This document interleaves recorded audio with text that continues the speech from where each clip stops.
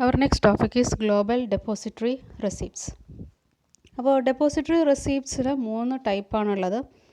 ഒന്ന് American depository receipt, global depository receipt and Indian depository receipts. ഇങ്ങനെ 3 type depository receipts ആണുള്ളത്. അപ്പോൾ depository receipts are form of certificate which are used for raising funds from abroad. ഒരു കമ്പനിക്ക് പുറമേയുള്ള രാജ്യങ്ങളിൽ നിന്നും ഫണ്ട് റേസ് ചെയ്യണമെങ്കിൽ ഇഷ്യൂ ചെയ്യുന്ന സർട്ടിഫിക്കറ്റ്സിനെ വിളിക്കുന്ന പേരാണ് ഡെപ്പോസിറ്ററി റെസിപ്റ്റ്സ്. അപ്പോൾ depository receipts are basically for fund raising. Fund raise ചെയ്യാൻ വേണ്ടിയിട്ടാണ്. അപ്പോൾ ഷെയർസ് ഇഷ്യൂ ചെയ്താൽ നമുക്ക് നമ്മുടെ രാജ്യത്തിൻ്റെ ഉള്ളിലുള്ള ഇൻവെസ്റ്റേഴ്സിൻ്റെ കയ്യിൽ നിന്നും ആണ് മെയിനായിട്ട് എന്ത് ചെയ്യാൻ പറ്റുക, ഫണ്ട് റേസ് ചെയ്യാൻ പറ്റുക. എന്നാൽ നമ്മുടെ കമ്പനിയിൽ ഇൻവെസ്റ്റ് ചെയ്യാൻ താല്പര്യമുള്ള ഫോറിൻ ഇൻവെസ്റ്റേഴ്സും ഉണ്ടാവും. അപ്പോൾ ആ ഫോറിൻ ഇൻവെസ്റ്റേഴ്സിൻ്റെ കയ്യിൽ നിന്ന് നമുക്ക് ഫണ്ട് റേസ് ചെയ്യണമെങ്കിലുള്ള ഒരു മെക്കാനിസമാണ് ഡെപ്പോസിറ്ററി റെസിപ്റ്റ്സ്. അപ്പോൾ ആ ഡെപ്പോസിറ്ററി റെസിപ്റ്റ്സ് നമ്മൾ പറഞ്ഞു 3 ടൈപ്പ് ഉണ്ട് പറഞ്ഞു. American depository receipt, global depository receipt and Indian depository receipts. ഇതിൽ ലാസ്റ്റ് ക്ലാസ്സിൽ നമ്മൾ ഡിസ്കസ് ചെയ്തത് അമേരിക്കൻ ഡെപ്പോസിറ്ററി റെസിപ്റ്റ്സ് ആണ്. And this class we will be discussing about the global depository receipt. അപ്പോൾ global depository receipt is a depository receipt sold outside of United States. കാരണം യുണൈറ്റഡ് സ്റ്റേറ്റ്സിൽ വിൽക്കുന്ന ഡെപ്പോസിറ്ററി റെസിപ്റ്റ്സിനെയാണ് നമ്മൾ അമേരിക്കൻ ഡെപ്പോസിറ്ററി റെസിപ്റ്റ് എന്ന് വിളിക്കുന്നത്. അപ്പോൾ അമേരിക്കയിലല്ലാതെ ഔട്ട്സൈഡ് US-ൽ ഇഷ്യൂ ചെയ്യുന്ന ഡെപ്പോസിറ്ററി റെസിപ്റ്റ്സിനെയാണ് നമ്മൾ ഗ്ലോബൽ ഡെപ്പോസിറ്ററി റെസിപ്റ്റ്സ് എന്ന് വിളിക്കുന്നത്. ഈ ഗ്ലോബൽ ഡെപ്പോസിറ്ററി റെസിപ്റ്റ്സ് അമേരിക്കയുടെ പുറത്താണ്. അതുപോലെ തന്നെ എവിടെയാണോ കമ്പനി എസ്റ്റാബ്ലിഷ് ചെയ്യുന്നത് ആ കമ്പനി സിറ്റുവേറ്റ് ചെയ്യുന്ന ഹോം കൺട്രിയുടെയും പുറത്തായിരിക്കും ഇത് ഇഷ്യൂ ചെയ്യുന്നുണ്ടാവുക. ഉദാഹരണത്തിന് ഇപ്പോൾ അതൊരു യൂറോപ്യൻ ബേസ്ഡ് കമ്പനിയാണ് എങ്കിൽ യൂറോപ്പിൽ ആ ഡെപ്പോസിറ്ററി റെസിപ്റ്റ് ഇഷ്യൂ ചെയ്യില്ല. യൂറോപ്പിൻ്റെ പുറത്തുള്ള ഇൻവെസ്റ്റേഴ്സിൽ നിന്നായിരിക്കും ഡെപ്പോസിറ്ററി റെസിപ്റ്റ്സിലൂടെ, ഗ്ലോബൽ ഡെപ്പോസിറ്ററി റെസിപ്റ്റ്സിലൂടെ ഫണ്ട് റേസ് ചെയ്യുന്നുണ്ടാവുക. ഓക്കെ, അപ്പോൾ അമേരിക്കയിലും ആയിരിക്കില്ല. അമേരിക്കയിലാണ് ഡെപ്പോസിറ്ററി റെസിപ്റ്റ്സ് ഇഷ്യൂ ചെയ്യുന്നതെങ്കിൽ we call it as American depository receipts. കാരണം അമേരിക്കൻ ഇൻവെസ്റ്റേഴ്സിൽ നിന്നും ഫോറിൻ കമ്പനീസ് റേസ് ചെയ്യുന്ന ഒരു ഫണ്ട് സംവിധാനമാണ് American depository receipts. And depository റെസിപ്റ്റ്സിൻ്റെ അണ്ടർലൈയിങ് ഇൻസ്ട്രുമെൻറ്റ് എന്ന് പറയുന്നത് ഷെയർസാണ്, ഇക്വിറ്റി ഷെയർസ് തന്നെയാണ്. അപ്പോൾ these are essentially equity instruments issued abroad. പുറമേ നിന്നാണ് അല്ലെങ്കിൽ ഫോറിൻ ഇൻവെസ്റ്റേഴ്സിൽ നിന്നാണ് എന്ത് ചെയ്യുന്നത്, ഫണ്ട് റേസ് ചെയ്യുന്നത്. Issued abroad by overseas corporate bodies. അപ്പോൾ ഫോറിൻ കമ്പനീസിന് അവരുടെ ഹോം കൺട്രിയിലല്ലാതെ ഉള്ള ഇൻവെസ്റ്റേഴ്സിൽ നിന്നും ഫണ്ട് റേസ് ചെയ്യണമെങ്കിൽ യൂസ് ചെയ്യുന്ന ഒരു മെക്കാനിസമാണ് ഗ്ലോബൽ ഡെപ്പോസിറ്ററി റെസിപ്റ്റ്. അപ്പോൾ ഇതിൻ്റെ ഒരു അണ്ടർലൈയിങ് അസെറ്റ് എന്ന് പറയുന്നത്, അതായത് ഡെപ്പോസിറ്ററി റെസിപ്റ്റ്സിൻ്റെ അണ്ടർലൈയിങ് അസെറ്റ് എന്ന് പറയുന്നത് ഈ പറയുന്ന equity ഷെയർസാണ്. Then global depository receipts are also known as international depository receipts എന്നും ഇതിനെ വിളിക്കാറുണ്ട്. is a certificate issued by depository bank. അപ്പോൾ depository bank ആണ് ഈ ഒരു സർട്ടിഫിക്കറ്റ് ഇഷ്യൂ ചെയ്യുന്നത്, which possesses the shares of foreign companies. So depository ബാങ്കിൻ്റെ കയ്യിൽ എന്തുണ്ടാവും, ഈ ആക്ച്വൽ ഫോറിൻ കമ്പനിയുടെ ഷെയർസ് ഉണ്ടാവും. ആ ഫോറിൻ കമ്പനിയുടെ ഷെയർസിൻ്റെ ബേസിസിലാണ് ഈ ഡെപ്പോസിറ്ററി റെസിപ്റ്റ്സ് ഇഷ്യൂ ചെയ്യുന്നത്. അമേരിക്കൻ ഡെപ്പോസിറ്ററി റെസിപ്റ്റ് ആയാലും ഗ്ലോബൽ ഡെപ്പോസിറ്ററി റെസിപ്റ്റ് ആയാലും the underlying asset is foreign കമ്പനിയുടെ ഇക്വിറ്റി ഷെയർസാണ് അണ്ടർലൈയിങ് അസെറ്റ്. ആ അസെറ്റിനെ ബേസ് ചെയ്തിട്ടാണ് ഡെപ്പോസിറ്ററി റെസിപ്റ്റ്സ് ഇഷ്യൂ ചെയ്യുന്നത്. ഇത് ഫോറിൻ കമ്പനീസിൻ്റെ ഒരു ഫണ്ട് റേസിംഗ് മെക്കാനിസമാണ്. അപ്പോൾ US ഇൻവെസ്റ്റേഴ്സിൻ്റെ കയ്യിൽ നിന്നല്ലാതെ വേറെ ഇൻവെസ്റ്റേഴ്സിൻ്റെ കയ്യിൽ നിന്നും ഗ്ലോബൽ കമ്പനീസ് ഫണ്ട് റേസ് ചെയ്യുകയാണ് എങ്കിൽ V call it as global depository receipts or international depository receipts. അപ്പോൾ ഇതിൻ്റെ ഒരു ഇനീഷ്യേറ്റീവ് എടുക്കുന്നത് ഈ പറയണ ഡെപ്പോസിറ്ററി ബാങ്കുകളാണ് ഇതിനുള്ള ഇനീഷ്യേറ്റീവ് എടുക്കുന്നത്. പിന്നെ ഈ ഒരു ഗ്ലോബൽ ഡെപ്പോസിറ്ററി റെസിപ്റ്റ്സും ഒന്നല്ലെങ്കിൽ US ഡോളറിലായിരിക്കും അത് ഡിനോമിനേറ്റ് ചെയ്യുന്നുണ്ടാവുക, അല്ലെങ്കിൽ യൂറോയിൽ അല്ലെങ്കിൽ ബ്രിട്ടീഷ് സ്റ്റെർലിങ്ങിലായിരിക്കും ഇത് ഡിനോമിനേറ്റ് ചെയ്യുന്നുണ്ടാവുക. അതായത് ഈ ഒരു ഗ്ലോബൽ ഡെപ്പോസിറ്ററി റെസിപ്റ്റിൻ്റെ റെപ്രസെൻറ്റേഷൻ എന്ന് പറയുന്നത് ഒന്നല്ലെങ്കിൽ US ഡോളറിലായിരിക്കും, അല്ലെങ്കിൽ യൂറോ കറൻസിയിലായിരിക്കും, അല്ലെങ്കിൽ ബ്രിട്ടീഷ് സ്റ്റെർലിംഗ് കറൻസിയിലായിരിക്കും. ഈ 3 കറൻസീസിലാണ് മിക്കവാറും ഈ ഒരു GDRൻ്റെ ഡിനോമിനേഷൻ ഉണ്ടാവുക. Then the US portion of GDRs will be listed on US exchange to comply with the requirements. ഇനി GDR US-ൽ ആണ് ഇഷ്യൂ ചെയ്യുന്നത് എങ്കിൽ, അല്ലെങ്കിൽ US-ലൂടെയാണ് ഈ GDR ഫണ്ട് റേസ് ചെയ്യുന്നത് എങ്കിൽ അത് US-ലെ സ്റ്റോക്ക് എക്സ്ചേഞ്ച് റെഗുലേഷൻസ് പാലിച്ചിരിക്കണം. അതുകൊണ്ട് തന്നെ US stock exchange regulations comply ചെയ്തിരിക്കണം, റിക്വയർമെൻറ്റ്സ് എല്ലാം കംപ്ലൈ ചെയ്തിരിക്കണം. ഇനി യൂറോപ്യൻ നേഷൻസിലൂടെയാണ് ഈ ഒരു ഫണ്ട് റേസ് ചെയ്യുന്നത് എങ്കിൽ യൂറോപ്യൻ യൂണിയൻ്റെ റെഗുലേഷൻസും അല്ലെങ്കിൽ ഡയറക്റ്റീവ്സും പാലിച്ചിരിക്കണം.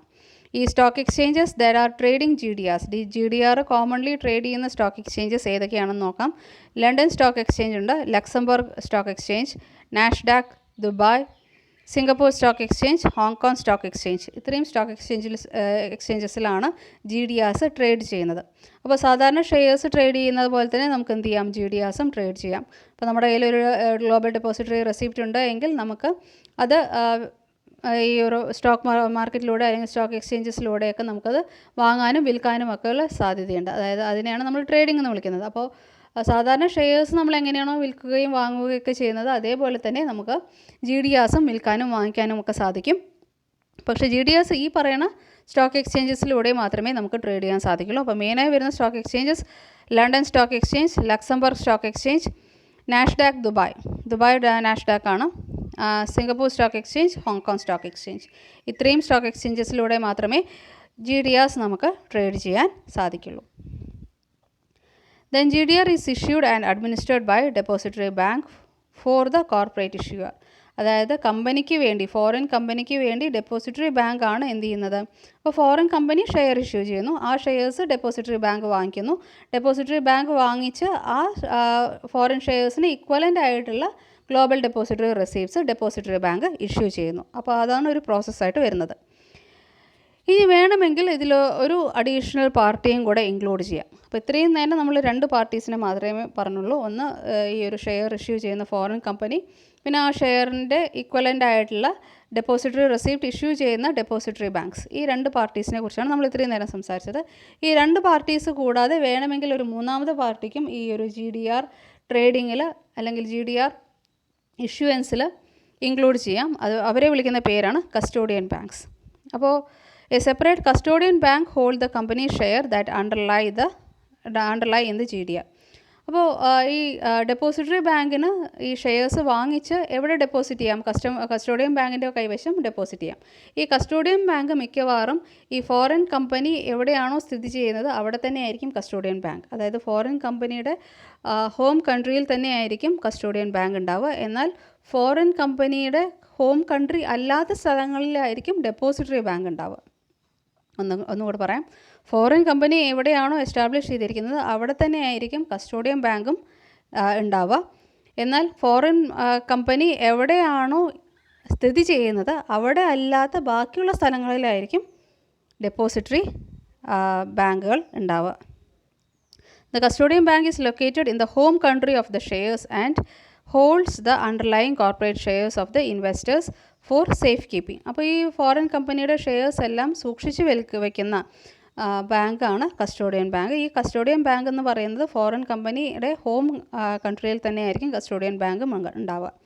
Then depository bank buys company shares and deposits the shares in custodian bank. അപ്പോൾ ഫോറിൻ കമ്പനിയിൽ നിന്ന് ഡെപ്പോസിറ്ററി ബാങ്ക് ഷെയർസ് എല്ലാം പർച്ചേസ് ചെയ്യുന്നു, എന്നിട്ടത് കസ്റ്റോഡിയൻ ബാങ്കിൻ്റെ കയ്യിൽ സേഫായിട്ട് വെക്കാൻ വേണ്ടി കൊടുക്കുന്നു.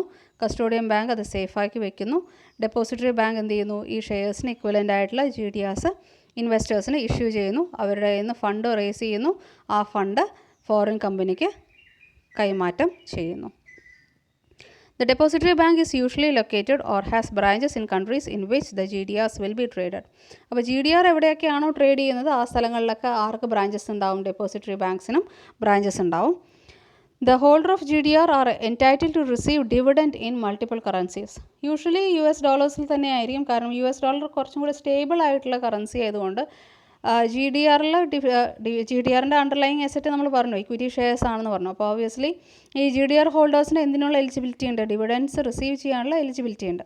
അപ്പോൾ GDRൻ്റെ ഡിവിഡൻഡ് മിക്കവാറും US ഡോളേഴ്സിലായിരിക്കും. പക്ഷേ US ഡോളേഴ്സിലല്ല വേണ്ടത്, വേറെ ഡിനോമിനേഷനിൽ വേണം അല്ലെങ്കിൽ വേറെ കറൻസിയിൽ വേണം എന്നുണ്ടെങ്കിൽ വേറെ മൾട്ടിപ്പിൾ കറൻസീസിൽ അത് റിസീവ് ചെയ്യാനുള്ള സൗകര്യവും ഉണ്ട്. അപ്പോൾ GDR holders are entitled to receive dividend in multiple currencies.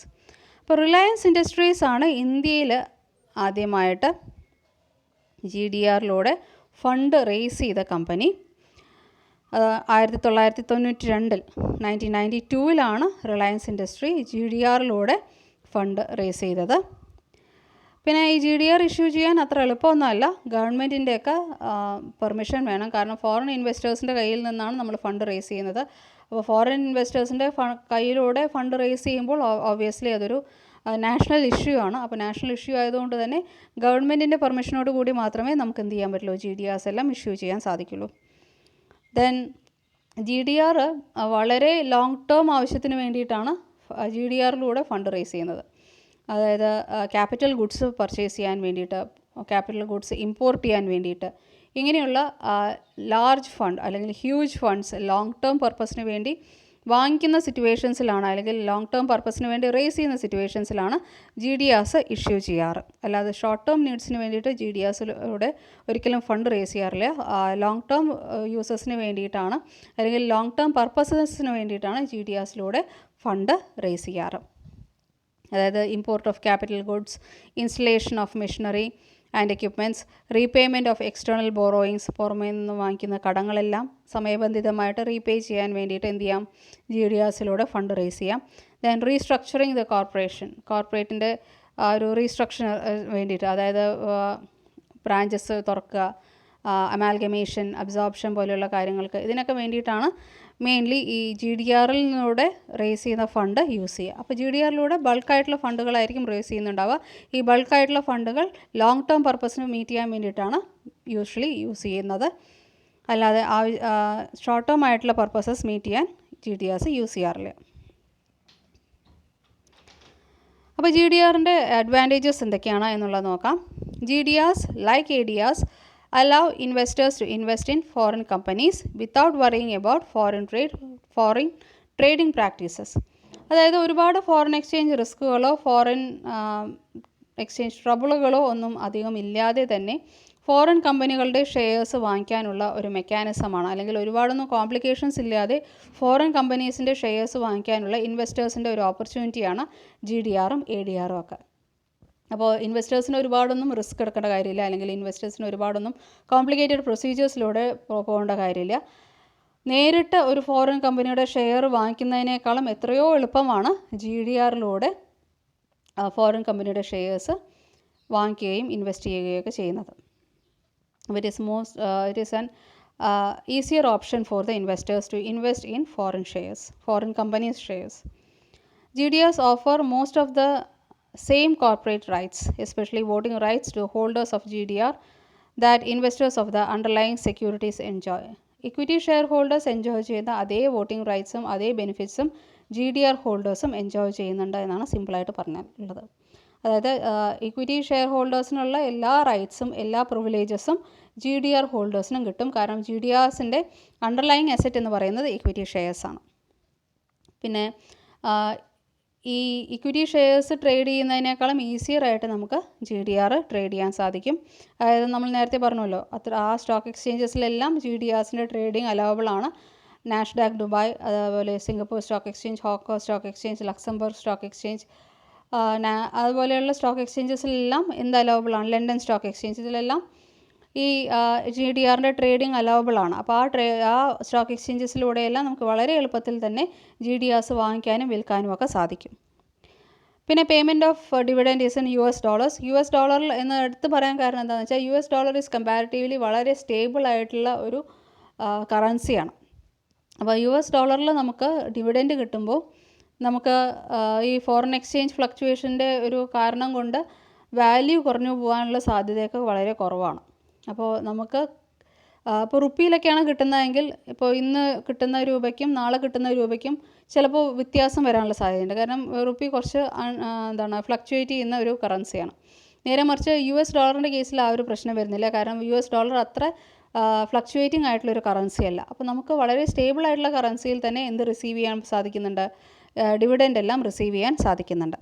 Then notification regarding share holders meeting and right offer are also അതായത് ഷെയർ ഹോൾഡേഴ്സിന് എന്തൊക്കെ പ്രിവിലേജസ് കിട്ടുന്നു, അവർക്ക് എന്തൊക്കെ നോട്ടിഫിക്കേഷൻ കിട്ടുന്നു, ആ നോട്ടിഫിക്കേഷൻസ് എല്ലാം ആർക്കും ലഭിക്കും, GDR ഹോൾഡേഴ്സിനും ലഭിക്കും.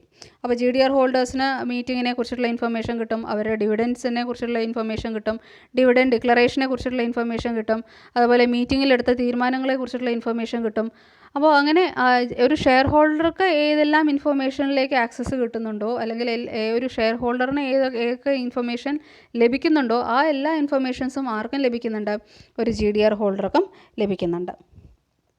Then GDR overcome the limitation of restrictions on foreign ownership for the movement of capital. അതായത് ചില രാജ്യങ്ങൾ FDI റെസ്ട്രിക്റ്റ് ചെയ്യാറുണ്ട്.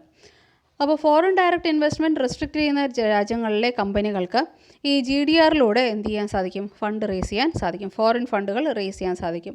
അപ്പോൾ ഏതൊക്കെ രാജ്യങ്ങളിലാണോ ഫോറിൻ ഡയറക്റ്റ് ഇൻവെസ്റ്റ്മെൻറ്റ് പ്രോഹിബിറ്റ് ചെയ്തിരിക്കുന്നത്, അല്ലെങ്കിൽ ഏതൊക്കെ രാജ്യങ്ങളിലാണോ ഫോറിൻ ഡയറക്റ്റ് ഇൻവെസ്റ്റ്മെൻറ്റ് വളരെ കോംപ്ലിക്കേറ്റഡ് ആയിട്ടുള്ളത്, ആ രാജ്യങ്ങളിലെ കമ്പനികൾക്ക് അഡീഷണൽ ഫണ്ട് റേസ് ചെയ്യാൻ, അല്ലെങ്കിൽ ഫോറിൻ ഇൻവെസ്റ്റേഴ്സിൽ നിന്നും ഫണ്ട് റേസ് ചെയ്യാനുള്ള ഒരു മെക്കാനിസമാണ് GDRs. Then GDRs are very liquid. നമുക്ക് പണം വേണം എന്ന് തോന്നുകയാണ് എങ്കിൽ എന്ത് ചെയ്യാൻ സാധിക്കും, ഈ GDR സ്റ്റോക്ക് എക്സ്ചേഞ്ചിലൂടെ നമുക്ക് വിൽക്കാൻ സാധിക്കും, വിറ്റ് അതിനെ എന്താക്കി മാറ്റാൻ സാധിക്കും, കാശാക്കി, കറൻസീസ് ആക്കി മാറ്റാൻ സാധിക്കും. അപ്പോൾ GDRs are very much liquid and that can be traded for currencies. നമുക്കത് എന്ത് ചെയ്യാം, ക്യാൻസൽ ചെയ്ത് കറൻസി ആയിട്ട് വാങ്ങിക്കാൻ സാധിക്കും. The main benefit of GDR issuance, the company is increased visibility in large market. അപ്പോൾ ഈ GDRലൂടെ ഫണ്ട് റേസ് ചെയ്യുന്ന കമ്പനിക്കുള്ള ഗുണമാണ്. അപ്പോൾ ഇത്രയും നേരം നമ്മൾ ഇൻവെസ്റ്റേഴ്സിനുള്ള ഗുണമാണ് പറഞ്ഞത്. ഇനി GDR ഇഷ്യൂ ചെയ്താലുള്ള കമ്പനിക്കുള്ള ഗുണം എന്താണെന്ന് വെച്ചാൽ, company will be visible in global market. അതായത് ഇങ്ങനെയൊരു കമ്പനി ഉണ്ട്. ഇപ്പോൾ റിലയൻസ് ഇൻഡസ്ട്രീസ് ആണ് ഇന്ത്യയിൽ GDR വഴി ഫണ്ട് റേസ് ചെയ്ത കമ്പനി എന്ന് പറഞ്ഞു. അപ്പോൾ ഇനി ലോകത്തിലുള്ള എല്ലാവർക്കും എന്തറിയാം, റിലയൻസ് ഇൻഡസ്ട്രീസ് എന്ന് പറയുന്ന ഒരു ഇന്ത്യൻ കമ്പനി ഉണ്ട് എന്നുള്ളത് അറിയാം. അപ്പോൾ ഈ GDR ഇഷ്യൂ ചെയ്യുന്ന കമ്പനികൾക്ക് എന്ത് ലഭിക്കുന്നുണ്ട്, ഗ്ലോബൽ വിസിബിലിറ്റി ലഭിക്കുന്നുണ്ട് അവർക്ക്, അല്ലെങ്കിൽ ഗ്ലോബൽ റെക്കഗ്നിഷൻ ലഭിക്കുന്നുണ്ട്. ഗ്ലോബലി പല ഇൻവെസ്റ്റേഴ്സും എന്ത് ചെയ്യും, ആ കമ്പനികളെ ഐഡൻറ്റിഫൈ ചെയ്യാൻ തുടങ്ങും. അപ്പോൾ അങ്ങനെ ഒരു കമ്പനി ഉണ്ട് എന്നും ആ കമ്പനി GDR ഇഷ്യൂ ചെയ്യുന്നുണ്ട് എന്നും എല്ലാ ഇൻവെസ്റ്റേഴ്സിനും, ഗ്ലോബലി ലോകത്തുള്ള എല്ലാ ഇൻവെസ്റ്റേഴ്സിനും അറിവ് ലഭിക്കും. അപ്പോൾ നമ്മുടെ ആ ഒരു മാർക്കറ്റ് ഷെയർ കൂടാനും അഡീഷണൽ ആയിട്ട് ഫണ്ട് റേസ് ചെയ്യുന്ന സമയത്ത് വളരെ എളുപ്പമാവാനും ഒക്കെ ഉള്ള ഒരു ഗുണം നമുക്ക് കിട്ടും. കാരണം നമ്മൾ പോപ്പുലർ ആയിക്കൊണ്ടിരിക്കണം, അല്ലെങ്കിൽ GDR ഇഷ്യൂ ചെയ്യുന്ന കമ്പനികൾ പോപ്പുലർ ആയിക്കൊണ്ടിരിക്കണം. അപ്പോൾ പോപ്പുലർ ആവുമ്പോൾ അതിൻ്റേതായിട്ടുള്ള ഒരു അഡ്വാൻറ്റേജ് നമുക്ക്, അല്ലെങ്കിൽ ഈ GDR ഇഷ്യൂ ചെയ്യുന്ന കമ്പനികൾക്ക് കിട്ടും. അപ്പോൾ ഗ്ലോബൽ വിസിബിലിറ്റി ഇൻക്രീസ് ചെയ്യും. So those companies which issue or raise funds through GDRs have the benefit of receiving global identity or global visibility. ഇനി ഇതിൻ്റെ ഡിസഡ്വാൻറ്റേജസ് എന്തൊക്കെയാണെന്നുള്ളത് നോക്കാം. ഇപ്പോൾ ഫോറിൻ എക്സ്ചേഞ്ച് റിസ്ക് ഇല്ല എന്ന് നമുക്ക് പറയാൻ പറ്റില്ല. കാരണം ഷെയർസ് ഇഷ്യൂ ചെയ്യുന്ന കമ്പനി ഏത് രാജ്യത്താണോ ഉള്ളത് ആ കറൻസിയും, ഈ ഡെപ്പോസിറ്ററി ബാങ്ക് ഏത് രാജ്യത്താണോ ഉള്ളത് ആ രാജ്യത്തിലെ കറൻസിയും തമ്മിൽ വ്യത്യാസം ഉണ്ടാവും. അപ്പോൾ ആ ഒരു വ്യത്യാസം, അതായത് ഷെയർസിന് ഇഷ്യൂ ചെയ്യുന്ന കമ്പനിയുടെ കറൻസിയിലെ വ്യത്യാസവും ഡെപ്പോസിറ്ററി ബാങ്കിൻ്റെ കറൻസിയിലെ വ്യത്യാസവും വരുമ്പോൾ സ്വാഭാവികമായിട്ടും അവിടെ എന്തിനുള്ള സാധ്യതയുണ്ട്, ഫോറിൻ എക്സ്ചേഞ്ച് റിസ്കിനുള്ള സാധ്യത ഉണ്ട്. Then the price of GDRs primarily depend on depository ratio. അതായത് എത്ര ഇപ്പോൾ ഒരു ബണ്ടിലായിട്ടാണ് GDR ഇഷ്യൂ ചെയ്യുന്നത് എന്ന് പറഞ്ഞു. ADRൻ്റെ കേസിൽ നമ്മൾ തന്നെയാണ് പറഞ്ഞത്. അതായത് 10 ഷെയറാണ് ഒരു GDR എന്നൊക്കെ പറഞ്ഞിട്ടായിരിക്കും ചിലപ്പോൾ ഇഷ്യൂ ചെയ്യുന്നുണ്ടാവുക. അപ്പോൾ എത്ര ഷെയർസാണ് ഒരു GDRന് ഈക്വലൻ്റ് ആവുന്നത് എന്നുള്ളതിനനുസരിച്ചിട്ടിരിക്കും GDRൻ്റെ വാല്യൂ. അപ്പോൾ ഈ ഷെയർസിൻ്റെ വാല്യൂ മാറുന്നതിനനുസരിച്ച്, അല്ലെങ്കിൽ എത്ര ഷെയർസാണോ അണ്ടർലൈങ് അസറ്റ് ആയിട്ടുള്ളത് അത് മാറുന്നതിനനുസരിച്ച് GDRൻ്റെ വാല്യൂ മാറാനുള്ള സാധ്യതയുണ്ട്. Then GDRs represent an ownership interest in many shares of corporate stock or fractional shares depending on whether GDRs is priced higher or lower than the corporate shares. അപ്പോൾ corporate ഷെയർസിൻ്റെ share value fluctuate ചെയ്യുന്നതിനനുസരിച്ച് എന്തിൻ്റെ വാല്യൂവും fluctuate ചെയ്യും, GDRൻ്റെ വാല്യൂവും fluctuate ചെയ്യും. അപ്പോൾ ഇപ്പോൾ നമുക്കറിയാം ഷെയർസിൻ്റെ value എന്നൊക്കെ പറഞ്ഞാൽ demand and സപ്ലൈയുടെ ബേസിസിലിരിക്കും. Demand കൂടുമ്പോൾ ഷെയറിൻ്റെ വാല്യൂ കൂടും, സപ്ലൈ കൂടുമ്പോൾ ഷെയറിൻ്റെ വാല്യൂ കുറയും. അപ്പോൾ അതേ ഫിനോമിന ഏതിനും ബാധകമാണ്, GDRനും ബാധകമാണ്. അപ്പോൾ ഷെയർസ് അണ്ടർലൈങ് അസറ്റ് ഷെയർസ് ആയതുകൊണ്ട് തന്നെ ആ ഷെയറിൻ്റെ വാല്യൂവിനനുസരിച്ച് GDRൻ്റെ വാല്യൂവും കൂടാനും കുറയാനുമുള്ള സാധ്യതയുണ്ട്. അതും ഒരു ഡിസഡ്വാൻറ്റേജ്. കൂടിയ ഡിസഡ്വാൻറ്റേജ് അല്ല പക്ഷേ ഷെയറിൻ്റെ വാല്യൂ കുറയുമ്പം GDRൻ്റെ വാല്യൂവും കുറയും എന്നുള്ളതൊരു ഡിസഡ്വാൻറ്റേജ് ആണ്. ഇനി ADRും GDRും തമ്മിലുള്ള വ്യത്യാസം എന്താണെന്ന് നോക്കാം. ADR obviously American depository receipt ആണ്. GDR ഗ്ലോബൽ ഡെപ്പോസിറ്ററി റെസിപ്റ്റ് ആണ്. ADR US ഡെപ്പോസിറ്ററി ബാങ്കിലൂടെയാണ് ഇഷ്യൂ ചെയ്യപ്പെടുന്നത്. പിന്നെ US സ്റ്റോക്ക് എക്സ്ചേഞ്ചസിലൂടെയാണ് ഇത് ട്രേഡ് ചെയ്യപ്പെടുന്നത്. GDR അങ്ങനെയല്ല, ഗ്ലോബലി അത് ട്രേഡ് ചെയ്യപ്പെടുന്ന ഒരു ഫിനാൻഷ്യൽ ഇൻസ്ട്രുമെൻ്റ് ആണ് GDR. അല്ലാതെ US സ്റ്റോക്ക് എക്സ്ചേഞ്ചിലൂടെ മാത്രമേ ട്രേഡ് ചെയ്യപ്പെടുന്നു എന്നില്ല. ഗ്ലോബലി പല സ്റ്റോക്ക് എക്സ്ചേഞ്ചസിലും ഗ്ലോബലി പല സ്റ്റോക്ക് എക്സ്ചേഞ്ചസിലൂടെയും GDRs ട്രേഡ് ചെയ്യപ്പെടുന്നുണ്ട്. Then with the help of ADR, foreign companies can trade in US stock market. അപ്പോൾ US സ്റ്റോക്ക് മാർക്കറ്റിലുമാണ് ADRലൂടെ നമുക്ക് ട്രേഡ് ചെയ്യാൻ പറ്റുക.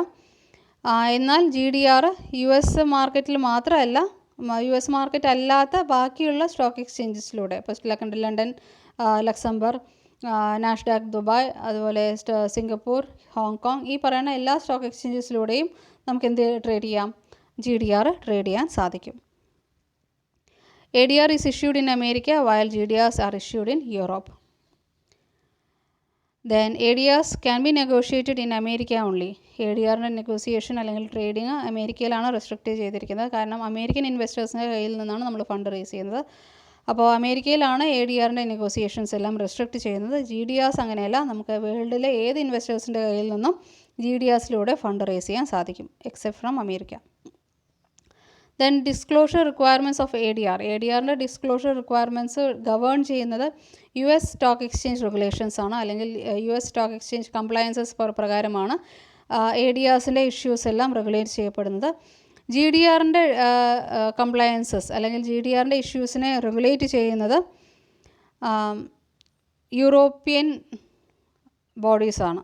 അതുകൊണ്ട് തന്നെ ADRൻ്റെ അത്രയും തന്നെ കോംപ്ലിക്കേറ്റഡ് അല്ല GDRൻ്റെ ഇഷ്യൂ റെഗുലേഷൻസ് അല്ലെങ്കിൽ ലിസ്റ്റിംഗ് റെഗുലേഷൻസ്, ട്രേഡിംഗ് റെഗുലേഷൻസ്. അപ്പോൾ ADRൻ്റെ ട്രേഡിംഗ് റെഗുലേഷൻസ് കോംപ്ലിക്കേറ്റഡ് ആണ്, GDRൻ്റെ ട്രേഡിംഗ് റെഗുലേഷൻസ് ലെസ് കോംപ്ലിക്കേറ്റഡ് ആണ്. പിന്നെ ADRൽ ഫണ്ട് റേസ് ചെയ്യുമ്പോൾ റീറ്റെയിൽ ഇൻവെസ്റ്റേഴ്സിന്, അതായത് ഇൻഡിവിജ്വൽ ഇൻവെസ്റ്റേഴ്സിനാണ് കൂടുതൽ ഇമ്പോർട്ടൻസ് വരുന്നത്. അപ്പോൾ ADRലൂടെയാണ് ഫണ്ട് റേസ് ചെയ്യുന്നത് എങ്കിൽ, അല്ലെങ്കിൽ അമേരിക്കൻ ഇൻവെസ്റ്റേഴ്സിലൂടെയാണ് ഫണ്ട് റേസ് ചെയ്യുന്നത്, ഫോറിൻ കമ്പനീസ് ഫണ്ട് റേസ് ചെയ്യുന്നതെങ്കിൽ റീറ്റെയിൽ ഇൻവെസ്റ്റേഴ്സിന് അല്ലെങ്കിൽ ഇൻഡിവിജ്വൽ ഇൻവെസ്റ്റേഴ്സിനാണ് കൂടുതൽ ഇമ്പോർട്ടൻസ് വരുന്നത്.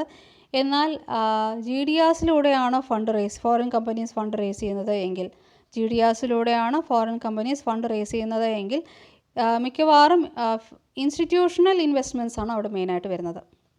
അതായത് ഫോറിൻ ഇൻസ്റ്റിറ്റ്യൂഷണൽ ഇൻവെസ്റ്റ്മെൻറ്റ്സിൻ്റെ രീതിയിലുള്ള ഇൻസ്റ്റിറ്റ്യൂഷണൽ ഇൻവെസ്റ്റ്മെൻറ്റ്സ് ആണ് മെയിനായിട്ട് GDRകളിൽ വരുന്നത്.